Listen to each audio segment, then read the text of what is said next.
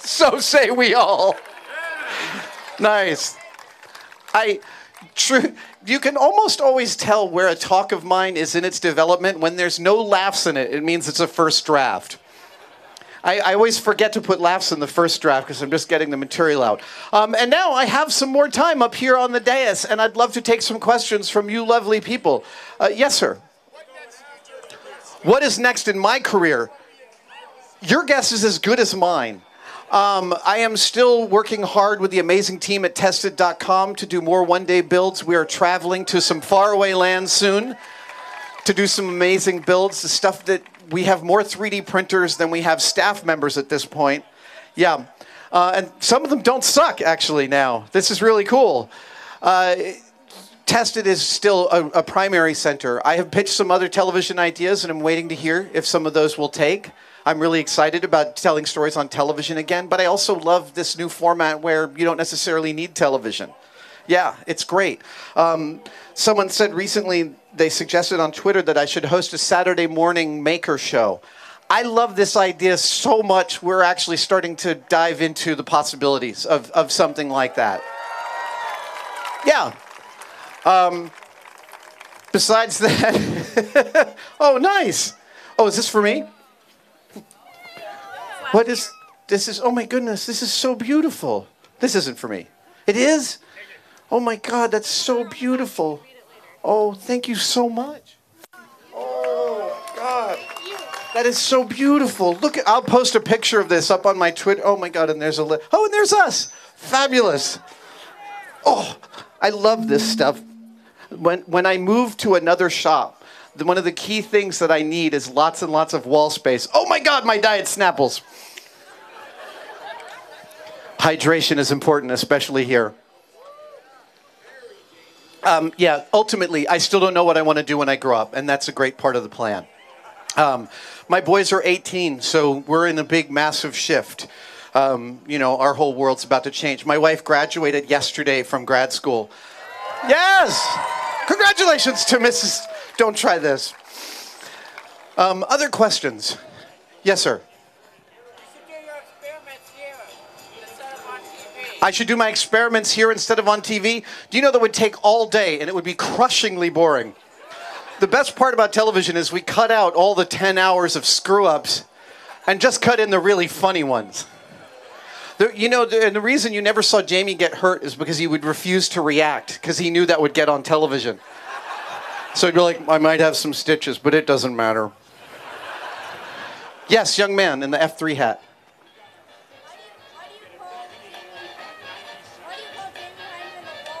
Why do I call Jamie Hyneman the walrus? Well, because his parents were a walrus and an otter. So it's a choice, but I think an otter's too small for Jamie, so I think he's a walrus. Yes, sir. Yes, yeah. What was your favorite build? What was my favorite build? It was whatever build I just completed. So I just, many of you know we went to Weta Workshop last summer. And Peter Lyon, the amazing sword master at Weta, taught me how to make my own Strider sword. And that was an amazing day. He also taught me the right kind of aluminum to use to make a movie-type weapon and a whole bunch of technique. And last week, I used the skills that he taught me to do my favorite one-day build yet. And it was... So this is funny, right? Like, obviously, I build stuff for a living. I build it all day long, and my crew, you know, I show them what I'm working on, and we talk about it. But I finished this one build, and I walked in, and the absolute level of surprise on all my crew of like, wow, this is really good. Not just good, it's actually really good. And I'm like, I know, I'm just as impressed as you are. Yes, young person. Yes. The longest build. Well, there's still some uncompleted ones. You know, the alien spacesuit took me about 11 years. And again, this isn't 11 solid years. This is like 40 hours every few months of like diving in. I'm just about to complete, actually, I've been collaborating with a friend of mine in Australia on the Colonel Kurtz's folder from Apocalypse Now.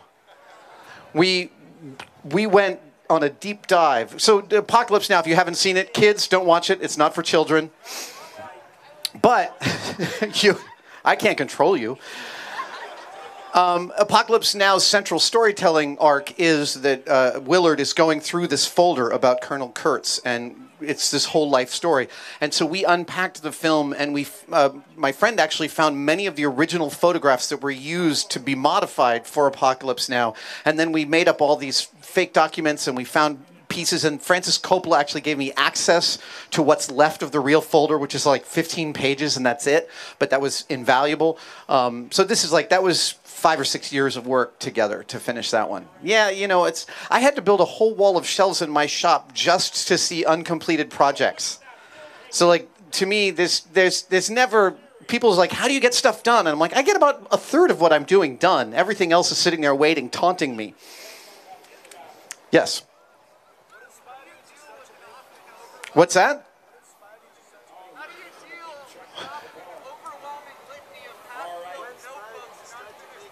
Oh, okay, nice.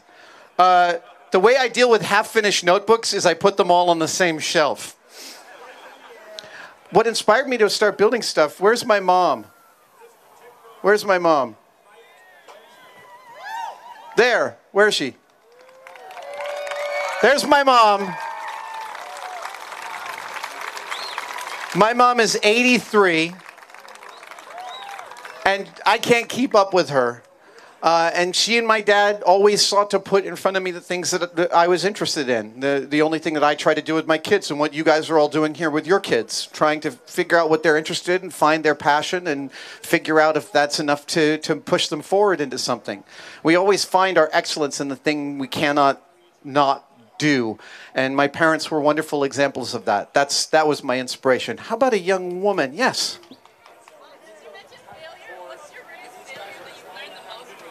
My greatest failure that I've learned the most from?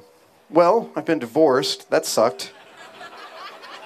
You know, I don't know if there's learning the most. The fact is that, you know, from every failure, you're going to learn about yourself. That's the thing. And you've got to confront that. Like, only we, each of us in our hearts, know how truly venal and jealous and lazy we each are in our own little lives. You know, so to me, when I get asked something like, you know, how did you get where you were? And people want to think about a linear story of success. None of them are actually linear, but they're all based upon knowing myself through failures, through being able to confront and forgive myself and ask for forgiveness for the things that I've done to my friends and my loved ones that, you know, when I wasn't paying attention. I think really all my failures are going to be categorizable as failures of a lack of attention on the right thing. Right? That seems to me, it only just occurred to me up here right now this second, so I'm going to have to unpack this. But I think that is really the thing, right? Just paying attention, paying careful attention to what's going on and what your complicity in it is. I know I'm talking really abstract, so you want a really good screw-up story. You know, on Mythbusters, we did a 22,000-foot fall. And we had to raise Buster 400 feet above the ground because that was the height at which he'd reach terminal velocity when he hit our train station. And I had worked out everything except for the transfer of Buster's weight onto the balloon. And there was like this 1-foot jump that was going to occur when I pulled this quick release. And I thought, oh, it's going to be fine. And that 1-foot yank on the rope ended up giving 5 separate people rope burns and causing a failure of our 6 weather balloons, which were 6 of the last 12 weather balloons in the United States of the size that we could order in time for this story. And by the way, we were up in Gold Country, and it was 118 degrees in the shade. So we were showing up every morning at 3 a.m. and working by car headlights to get ready to film by 9 a.m. because the fire risk was so high, the fire department was requiring us to leave by 10 a.m. And I screwed this one up, meaning that instead of finishing on a Friday, we all had to wrap up and go home and come back the next day. That sucked. Behind me, yes. Hello. If there's one thing you could inspire to young makers, what would it be? If there's one thing I could say to inspire young makers, did I meet you at the airport just the other day? Okay, good. I thought I was remembering. God, one thing. Can I choose like 20?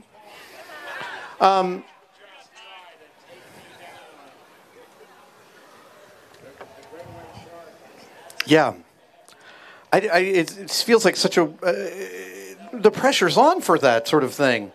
Let's see. I mean, ultimately, I start with saying to know yourself, to try and really know yourself and be honest about what's going on, as I was just saying about your attention. But the other one was take your own counsel. And what I mean by that is the thing I learned on Mythbusters, what made me realize that the show turned me into a scientist, was that I could look at material, and if I kept on reading enough, as mystifying as it seemed, eventually the switch would turn and I go, wait a minute, what about this thing? And that's the moment at which I've actually dived one level deeper into the material, and now I have something, and I have a handle. And so we spend so much of our time thinking that we're not experts enough to even talk about something. I remember being 18 and thinking, well, I'm never going to have time to learn how to weld. I literally had that thought at 18, looking at somebody else's welded project. That is like one of the stupidest things my brain has ever pushed up front as a thought.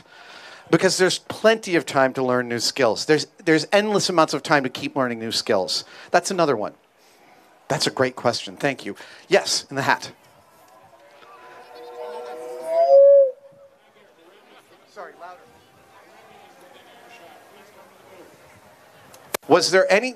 No. You know, Tested came about as this wonderful collaboration. First with Will Smith and Norman Chan, and now just with Norman and our amazing team. It's growing bigger every single year. And it's changing and morphing as we play with it. It's like the greatest playground. Again, you know, you never know how long these things are going to last or what their futures are going to be. You know, Tested may end up becoming an incubator for several different television shows or shows on other media.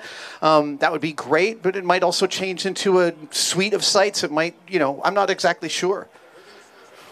Let's see, farther in the back. Let's see. Yes, back there in the purple shirt. Yep. I have not seen Meet the Robinsons. This is clearly a failing. Hold on, I'm going to make a note. Watch it now. Meet the Robinsons. What is it? It's amazing. Okay. Do you have a puppet? Oh my God, he's beautiful. I love him. I love puppets. Okay, I see you. Let's see. Hello. How about purple? Yeah, right there. Go for it. I have not. I guess that. I will try. Okay. Look at all you guys holding up. Who is the yellow person? Is that the bride? It's supposed to be me, and I'm shooting something. That is... It's what? It's for me? Oh, my God. Oh, this is for me? Yes, that's for you. Okay, now I think I can safely talk. Look at that. Oh, that is so lovely. Wow, I look more badass than I ever will in life. And you've completed my beard. You've eliminated the little space here. So maybe I'll try that. And I'm on the carcass of an alien. Oh my God, you put me in the Alien Covenant spacesuit. Thank you. That's because that's all I want to be, is back inside the Alien Covenant spacesuit. Oh my goodness, I'm getting some booty from this. You guys are awesome. Okay, young man in the Captain America shirt. My favorite tool. Oh. It's hard to beat a multi-tool of any kind. I don't care what kind it is. It can be $10. You got a Leatherman? No. It can be $10. It can be a Swiss Army knife. I've gone through many, many dozens over the years. But the multi-tool on my belt is so important that whenever I fly, I was just back east in Boston and Detroit this week. And I find it crippling. Like, it's literally part of my almost hourly practice to reach down and find that. And multiple times per day as I'm checking my pockets, the Leatherman's not there when I fly. And I'm all like, ah! I feel like I'm missing a shoe. That also being said, it's really hard to beat a hammer. All right, farther in the back. Yes, yes, and the young man in the red shirt.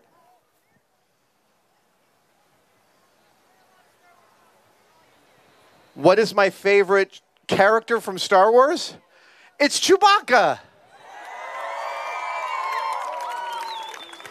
Yes, he's pure of heart, and he's an excellent engineer, and he'll also tear your head right off. He's loyal, and he's smart. I mean, he's like the best dog, but even better than that, because you can talk to him. No, I love Chewie. I wore Chewie down here at Silicon Valley Comic-Con, and I'm hoping to, I'll say this, I'm wearing Chewie again at San Diego Comic-Con, because I can't not put on the Chewbacca costume now. So if there are other Chewbaccas out there and you want to meet me at San Diego Comic-Con, we could have a Wookiee meetup. Totally, Wooktail party? A Wookiee cocktail party? Yes, way in the back. Oh my goodness, I don't know if I can hear you. Come on, guys. Little Red Rooster, Red Rogan. Did someone hear that? What made me decide to pursue Mythbusters? That was actually a call from Jamie Heineman. We were originally hired as talent on that show. And Jamie called me up and said, my shirt's on inside out. No, it's not. I'm confused. I thought the buttons were on the wrong side. Yeah, in 2002, Jamie Heineman, who had been my former boss, called me up and said, I've gotten a call from Discovery to do this weird show called Mythbusters. And I remember saying, that's a terrible name for a show. And he said, they want a demo reel. And I said, okay, I could come in this weekend. He said, no, they want it like by Friday. And this was Tuesday. So I went in and we filmed for a couple of hours that morning. And I was working on the Matrix films at that time. The second two, not the good one. Sorry about that. And we shot this demo reel and they brought us in and we started filming in May of 2002. And we literally never stopped filming until November of 2015. It was 13 straight years. Yeah, it was tiring. Jamie's got a completely artificial arm now. I'm kidding. Yes, young lady. What's the worst injury you've had from making something? The worst injury I've had from making something? Well, you'd have to take your pick of the stitches that I have gotten. I have about 75 spread between my two hands. And they're almost always multiples of 7. This is not by design. My very first set of stitches, I was 16, and I was making a lot of models, and I was already obsessed with toolkits. So I had this leather bag, and I was storing all my model tools in the leather bag, and I was literally carrying it like across my room. There was nowhere for me to go, but I still wanted all my tools in a single bag, a thing I'm still seeking. And a little X-Acto blade had fallen out of its case and worked its way into the corner of my bag, sticking out where it was totally invisible, but still dangerous. And as I picked up my bag, it brushed against my calf.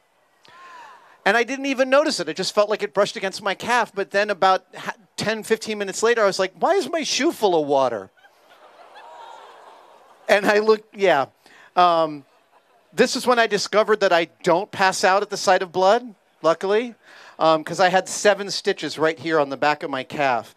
And then I got I accidentally put my hand through a plate glass window about a year later, and I got 7 more stitches. And I was like, wow, 7 and 7. And then a grinder bit me between my fingers here, and that was 7 stitches. And then a bandsaw grabbed me on my index finger here. You know, they were invented for cutting meat. And gave me 14 stitches. The doctor tried to say 12 stitches, and I was like, I'm sorry? I said, you're going to have to add 2 stitches because I can't break the cycle of multiples of 7 now. And he did. He added these 2 tiny little stitches. And then, I also received the most common Mythbuster, the injury that waylaid more Mythbuster staff than any other is a broken finger from moving safety equipment. Those bulletproof shields weigh about 150 pounds apiece, and as you move them, if your finger gets between them and anything, your finger loses. And I broke my third metacarpal here, it sort of broke this great story I had. Because up till then, I had only broken a single bone. So whenever anyone got around and talked about how many bones they'd broken, you know, your skateboarding friends, my son broke his femur on a skateboard. Holy crap. People would talk about broken bones, and somebody would turn to me, and I'd always wait for this. They go, "You ever broken a bone?" And I said, "I've only broken one bone. I broke my neck." Which is true. When I was 18, I was being an idiot, and I was doing a huck fin off of a lighthouse jetty in the Hudson River. And this is my mom's worst nightmare. And I dove headfirst into a rock that was right under the water that I did not see. And because I was diving straight, I had a compression fracture rather than a snap, and that's the reason I'm standing here today. Funny story. I'm going to tell this on my mom here. My grandfather was a surgeon at Columbia Presbyterian Hospital in New York, and even though my injury happened upstate, we wanted to go where we had some juice.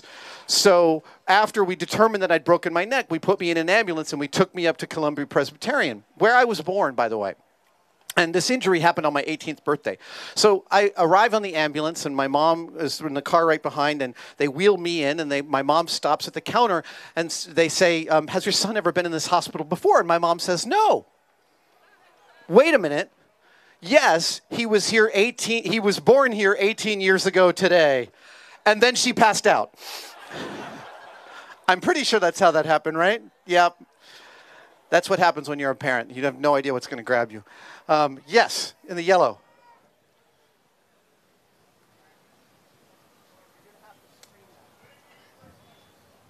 When did I get my first electric saw? Oh, wow, that's great.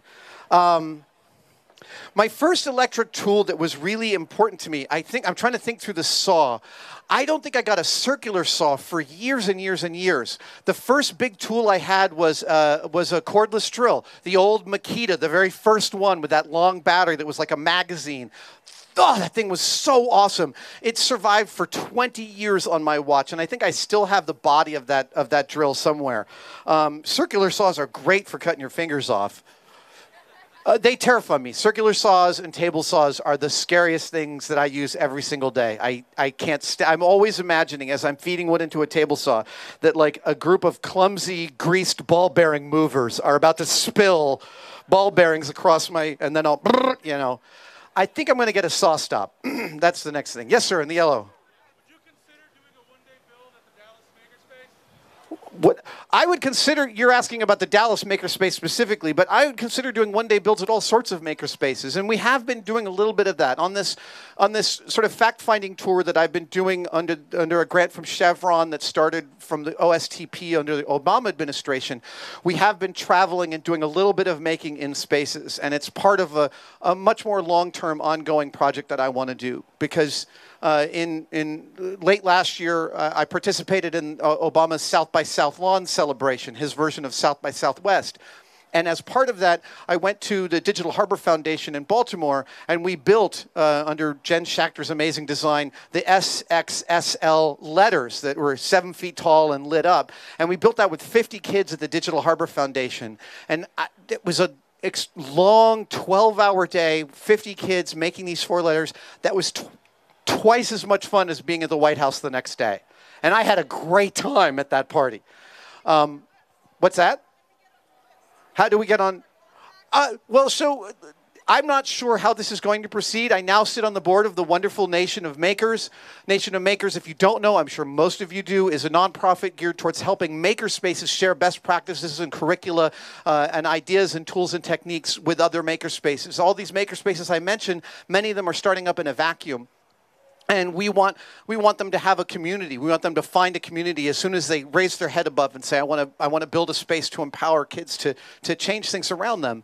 And so this is likely to continue under the auspices of NOM, Nation of Makers. Back here, yes. Yes, sir. Okay. In the race of in the lifespan of the human race, where do you think making will take us, and where do you think where making will take you? That is a really great question. So to benefit the human race, where do I think making will place within that? I think making, if we're to be really clear, is the newest term for the oldest thing, right?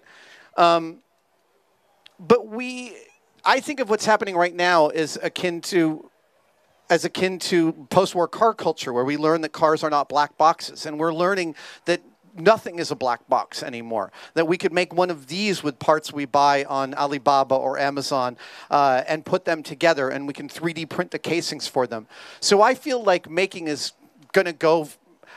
I want making to go from global conglomerates back down to community-based, on-demand manufacturing. So I love companies like Shinola and companies like One Wheel, based in San Jose, that are bringing manufacturing home and showing that it's a completely workable model to make your stuff entirely in the United States with local labor, and you now have a much better story about that. Where do I place in that? I just want to keep amplifying that story because to me it's my favorite story. When I buy something, all I do with this phone is complain about how Apple continuing to treat me like a product instead of a consumer. But that's everybody's complaint. But when you give somebody something, when you hand somebody something that you make, these things, each one of these things comes with the time of the maker. I can see it in the process. That's a story about their day, thinking about stuff that I'm thinking about too. That's a story that we share, and that's my continued favorite story. I'm about to, later on this year, start to make some props in editions. Instead of just one-off props, I want to make several that are in multiples. And the reason I want to do that is not to sell them. I want to trade them. I want to trade the things that I make to others for the things that they make, because now both of those objects are imbued with a great story. How's that? All right. We got like 25 more minutes. Yes, sir, in the beard. So, you've been requested to come to DEF CON. Are you going to show up? I don't know if I'm, when is DEF CON this year? I had a great time at DEF CON. I loved going to DEF CON. I loved speaking at the Hope Conference. I loved being told, you probably should shut down your phone and your laptop and put them inside a metal bag, because it's not like anyone's going after you specifically, but they will find them.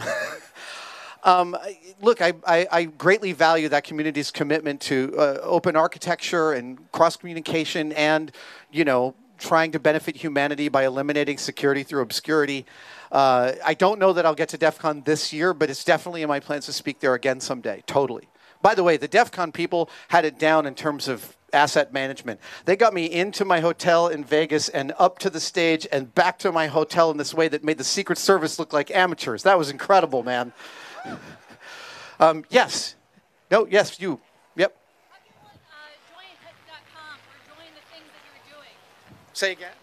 I want to join what you're doing. How do I do it? You want to join what I'm doing? Keep following Tested.com. As we continue to do stuff that outreaches to the community, that's where it will go up. My Twitter feed is also a great place to go looking. And, again, on the Nation of Makers website as well, each of these projects I'm using to cross-pollinate the other projects and spread the word. Let's see. How about farther in the back? Yes, in the hat. Yep, yeah. What is Jamie up to? Well, right now I think he's still in cryogenic sleep.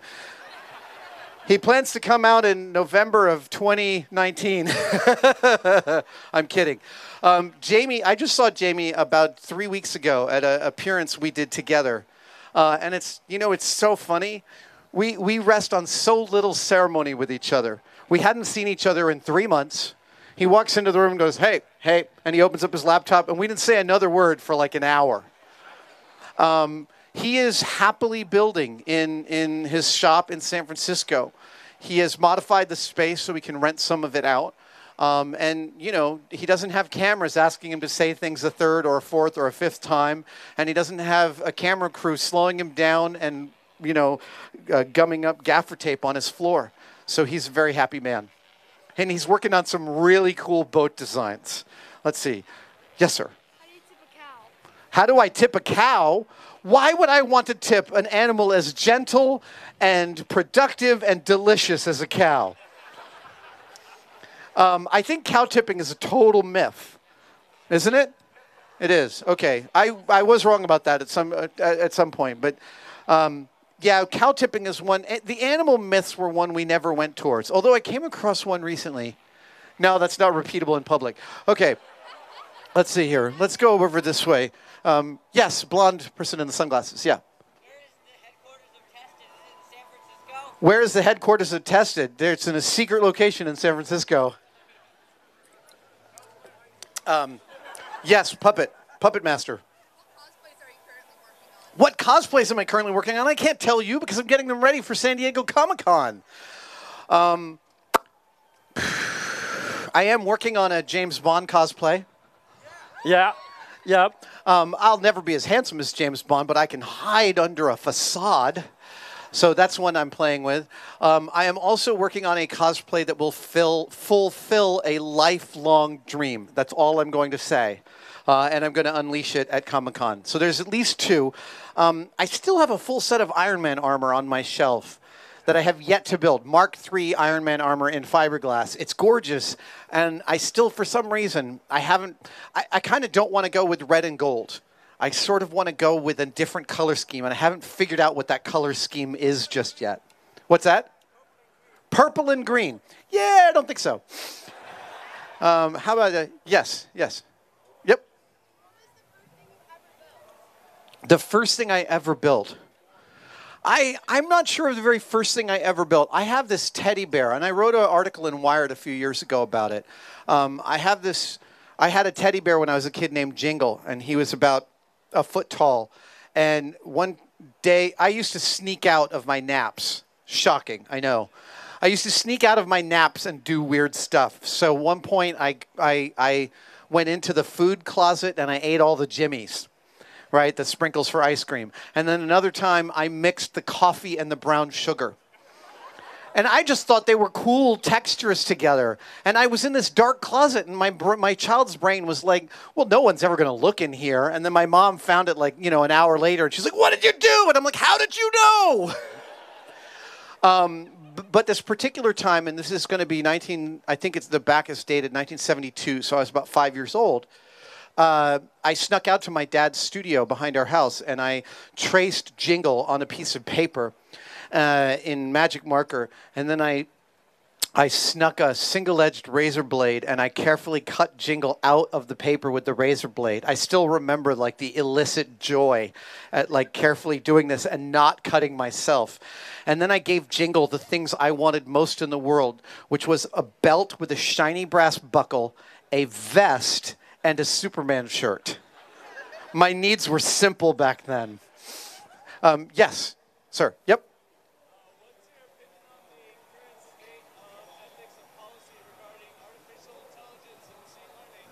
What are my states thinking about the current ethics and politics of machine learning?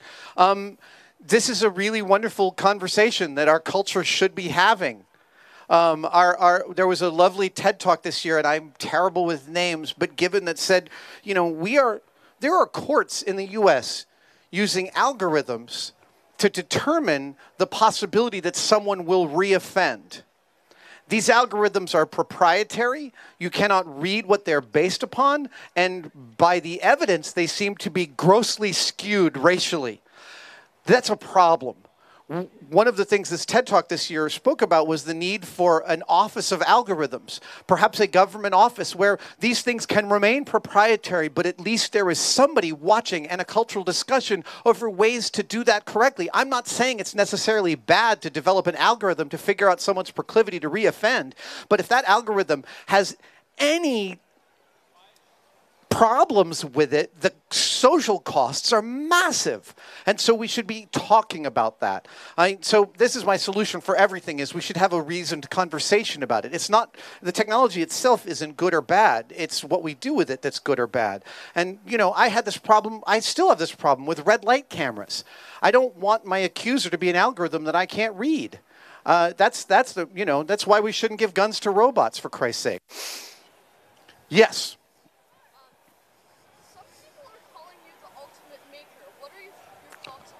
Someone calls me the ultimate maker. That's totally ludicrous.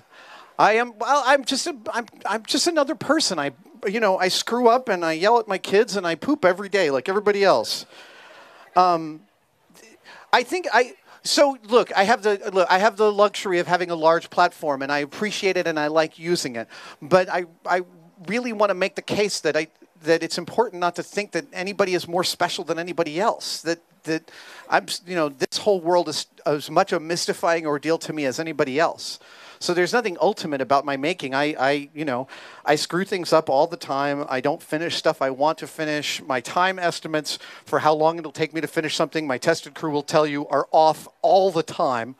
I overcommit. I don't spend enough time at home. I travel too much. There's all these things that are problematic, but still stuff to work out. But there's, our culture. Right. So I'm benefiting from a culture of celebrity at the same time as I'm decrying it. And I know that's a contradiction. But I guess I think of, it's like if you think of somebody as the ultimate of something, you immediately place yourself outside that category. And that's the problem. When I was a kid, I placed myself outside the category of popular and smart people. Those are two separate categories. But I place myself outside that category, and those when you do that, you're damaging yourself. You're damaging the possibilities that you could experience.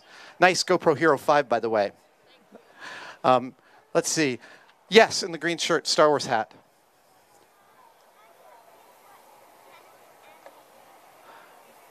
How do I pick what? I don't pick what mechanical animal I ride in on. The wonderful organizers here at Maker Faire, Sherry and her incredible team. Every time I show up, they're like, I engage with the material very late, but that ant is one of the loveliest things I have ever seen in my life. And I'm a big fan of those guys' puppet work. In fact, yeah, I'm a huge fan of their beautiful work, and it was really fun to drive it in. What's that? Yes. Yeah. Can you do your Jamie impression? Can I do my Jamie impression? Well, I don't know why everyone's just not in their workshops. It doesn't make any sense to me. I'm kidding. Jamie loves Maker Faire. He just also prefers to be in his workshop. I haven't done a Jamie impression in months. Thank you for that. It was refreshing. Yes, sir, in the red shirt. How was it to get to work with the Expanse team? The Expanse, how was it to work with the Expanse team? I am here to tell you that show, aside from being a truly great show and deeply hard science fiction, is also like the happiest crew I have ever been around. And I've been around a lot of film crews and television crews.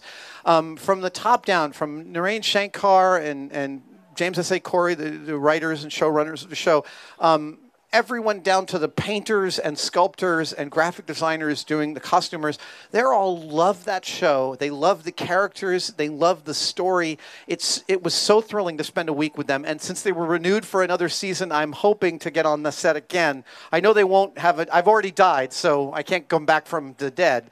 But I totally want to come play with those guys again.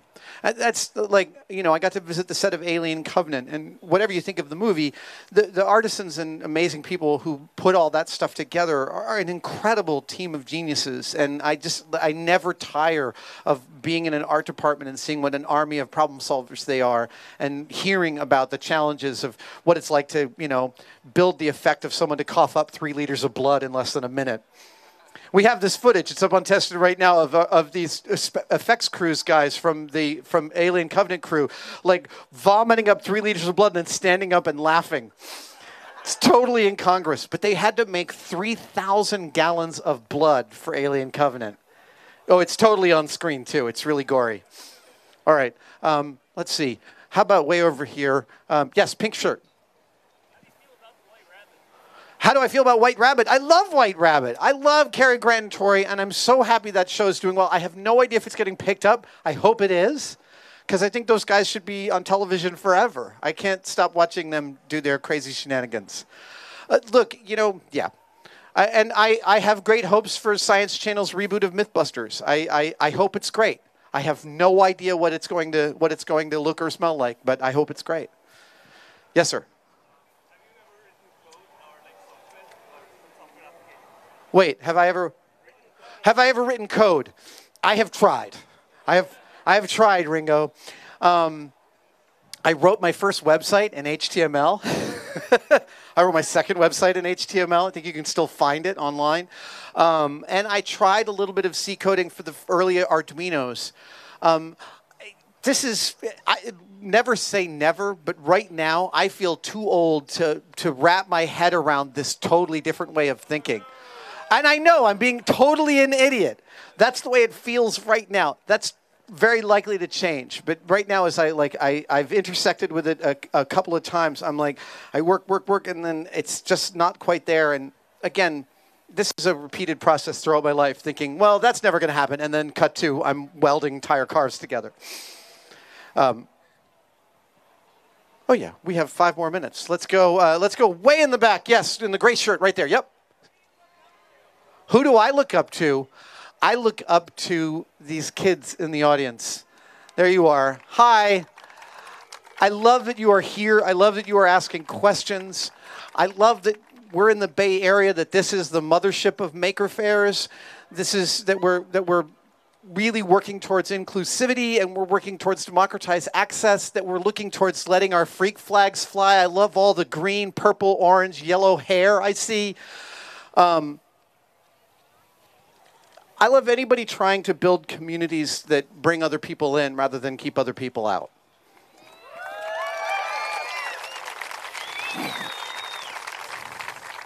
See, I just said something that's seemingly political, and yet that is a completely nonpartisan thing to say.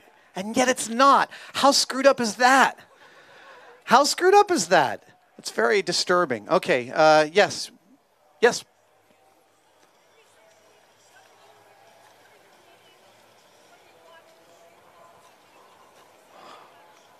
What am I watching? What am I following? I don't watch nearly enough television these days. I'm really excited about the new season of Master of None because I love Aziz.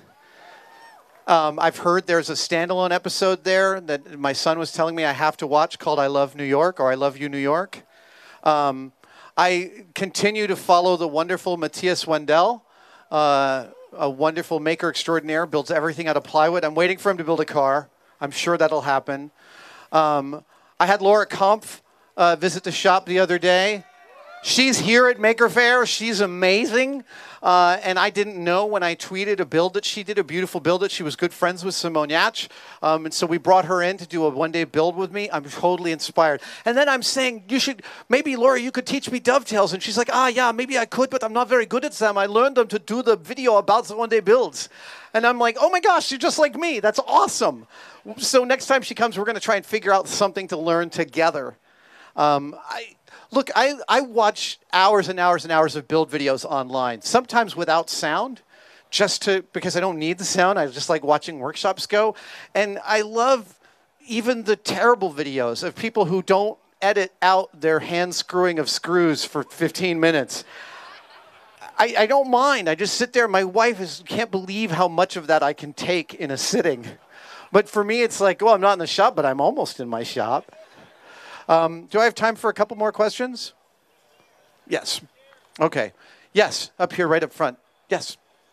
How did your phrase, I reject your reality and substitute my own? So the phrase, I reject your reality and substitute my own, comes from a movie called The Dungeon Master. Am I correct about that? Yes, it comes. What's that? I'm pretty sure you're right. Yeah, it's called The Dungeon Master. I didn't know that at the time. I was working with a wonderful model maker in the early 90s who said that to me, and I thought it was so funny, I told him I was going to adopt it as a life phrase. Little did I know that someone would ascend to the presidency with that phrase.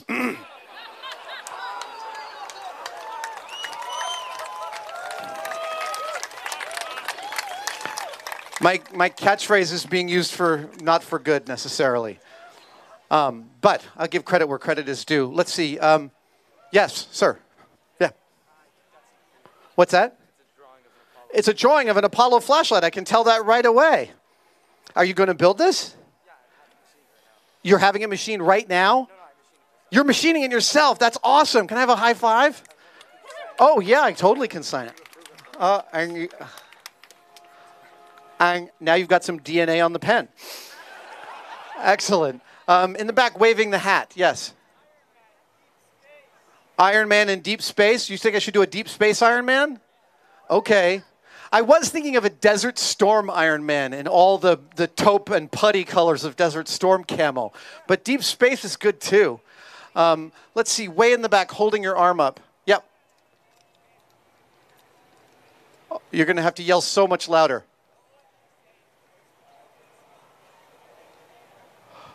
Is that the most important skill in making things? Say again?